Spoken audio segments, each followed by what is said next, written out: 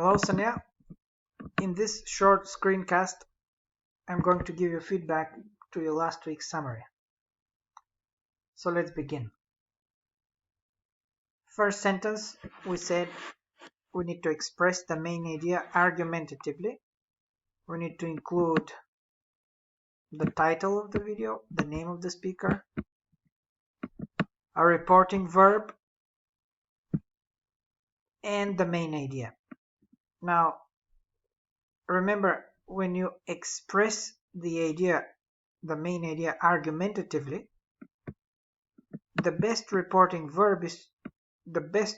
sort of reporting verb would be something like the speaker claims that, or Hockett argues that, something like that. Discusses sets you up for a very descriptive kind of sentence, right? Implicit bias, he discusses that from the point of view of prejudice. Sure, but what does he say about it? What is the claim that he makes? You see? So, what is his main claim? That's what you need to discuss in your first sentence. To make it argumentative, it's good to start with a reporting verb that kind of forces you to be argumentative.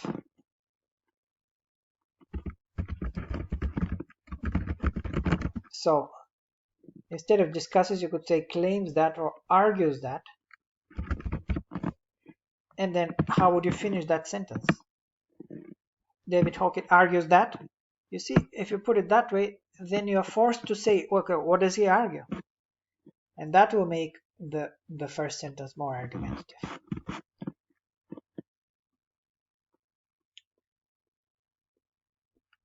The speaker claims that bias means prejudice against a person or group of people. Okay, that's a kind of a short introduction to what biases are. Remember, he calls them implicit biases, not just any bias, but implicit bias, as you mentioned here. So you can repeat that because it's a key term. At the beginning of his speech, he defines 3 characteristics. Okay, good. In his point of view, it starts from a subconscious level, okay, where people have predictions against a person or phenomenon. Sure. Maybe assumptions is a better word. Predictions, not very sure. Maybe assumptions. But this sentence is clear enough. That's the first. And you've used the linking phrase here at the beginning of his speech and his point of view. Okay, that's good. After that, he argues that implicit bias, you're missing something here. Is a missing verb. Is based on contrary to personal conscious beliefs. Implicit bias is based on contrary to personal conscious beliefs. Okay, what did he say? He said that it runs counter to our stated beliefs. And obviously you don't want to repeat his phrasing because you want to avoid plagiarism. So you have done well to try and paraphrase, but it's not exactly clear what contrary to personal conscious beliefs means here.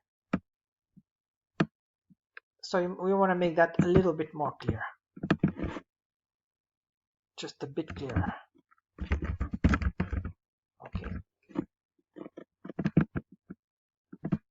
We think we're all about diversity, we think we're all about inclusion, but really, subconsciously, there are all these prejudices and biases that influence our behavior. Maybe you can say something like that. A little bit more academically, obviously. The final characteristic has a relationship with mental associations. Okay, I don't know what this means here. Has a relationship with, he does say that they are automatic mental associations, so that's clear enough. Has a relationship with, are you translating from Russian here? Kasayet or something like that? Has to do with, maybe you're trying to say? The final characteristic has to do with, has a relationship is a little bit Sounds like a Russianism, like you're translating. So, or you could use that clause if you want to. The final characteristic of biases is now is that clause is going to be clumsy. We could just say finally, a third characteristic Hockett mentions is that biases are blah blah blah. I think that could be a good way to do that. So you can use a that clause. Yeah, this is probably Russian. I'm not very sure what you mean by has a relationship with. Maybe you're trying to say kasait or something. I don't know. The speaker suggests that implicit bias goes through associations that people make between. Okay, this is again quite good, but goes through associations is a little bit unclear. You mean is based on maybe that people make between or is triggered by associations people make between people and objects. Okay. It's sort of clear what you're trying to say. And he did say something like that.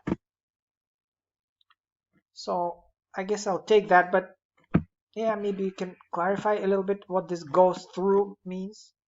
Maybe based on would make it a little bit better. In the main body of his speech, he provides the experiment with associations in the audience.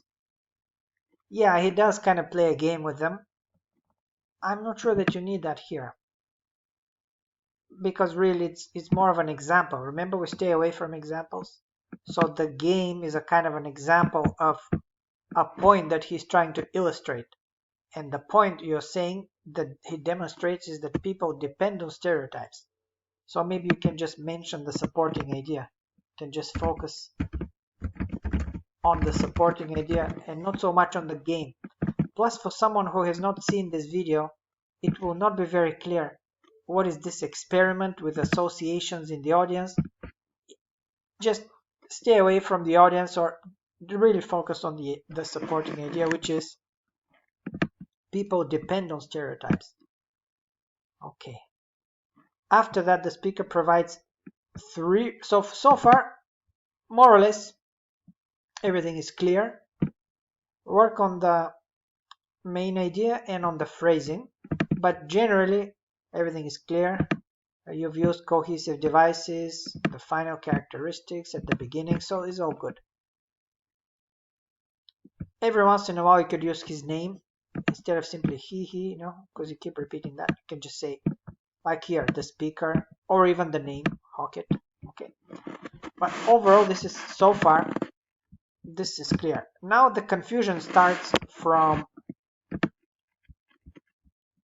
when we talk about the recommendations.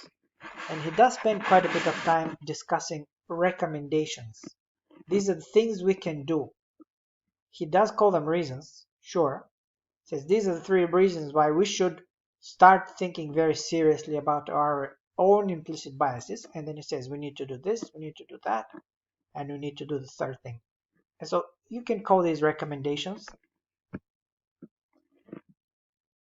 And you're right that they're closely connected. Now, the first reason is, so this is quite good here, no problem. The first reason is the expanded diagnosis of the problem,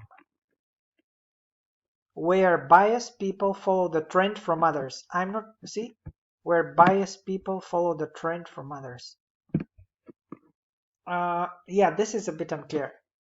What you can say is that we just need, again, you don't need to repeat his wording. Remember, we're trying to avoid plagiarism. So instead of saying we need an expanded diagnosis of the problem, we can just say we need to become more aware of our biases. That's what he's talking about. We need to develop this awareness. What is our problem? We have a problem in society, and that's our biases, because it triggers all kinds of associations which result in prejudiced behavior, hurtful behavior sometimes. So we need to diagnose that problem. We need to become aware of it. So you could say that.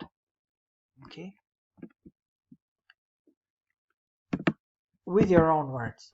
where biased people, yeah, this is just not very clear here. Okay.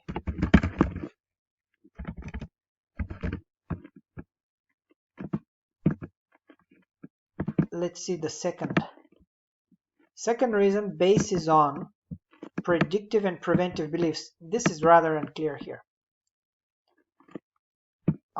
He was talking about how we need to engage in preventive sort of behavior. In other words, we need to imagine ourselves we're in a situation. So I'm going to the supermarket, I'm going to meet this person. Am I likely to experience prejudice or bias in that situation? So we need to sort of imaginatively put ourselves, examine our own biases, put ourselves in situations and say, am I likely to experience bias against this kind of person in that situation? And as soon as we become aware that we are, we need to take action against that. So that's what he means by predictive behavior, preventive, right? So the trick, obviously, he does use a lot of words. So the trick is to say that in very briefly and also academically. The second reason basis on, that's a bit ungrammatical. So is based on, maybe. The second reason, yeah, the second recommendation he gives is blah blah blah, right? So you definitely want to make that clear. Okay. So make that clear. And the third reason, sorry, I don't know. And the third reason, the last one, connects with shame and guiltiness. Again, what did he say? He was talking about how we need to openly discuss our prejudices, our biases, without feelings of guilt. Only when we start discussing them openly can we move on to address the issue properly. So something like that you can say. Again, this is just a little bit opaque. The last one connects with shame and guiltiness. Is again not very clear. You want to expand and explain. Expand and clarify. Okay. And make it clearer. Okay.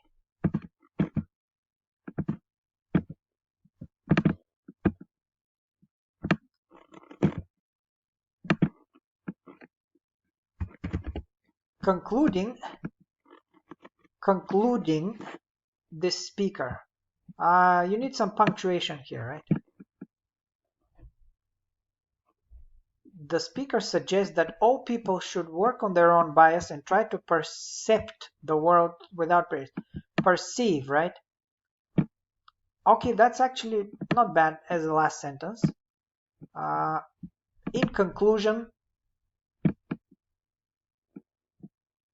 finally, the speaker recommends that we should all work on our own biases and try to perceive the world without prejudices. Okay, not bad, not so bad. He did talk about we need to start from working on our own biases from the inside, and then maybe we can produce positive change in the world. So I think that captures it. In conclusion, finally, something like that. Okay. So overall, not bad. The structure is there.